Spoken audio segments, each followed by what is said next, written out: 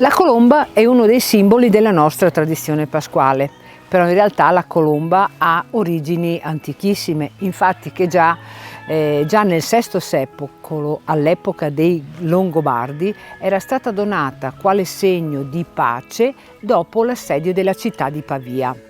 Ai giorni nostri però la colomba che è arrivata è stata un'evoluzione pubblicitaria a partire già dagli anni 30. In Veneto, accanto però alla colomba come simbolo della tradizione culinaria pasquale, noi possiamo trovare la fugassa, che ha sempre origini molto antiche. Basti pensare infatti che si trova la presenza di questo pane dolce in un mosaico presente nella Basilica di San Marco, ed è il mosaico dedicato al banchetto di Erode. Nella tradizione polesana possiamo trovare invece un'altra tipologia di focaccia definita la fugassa mula.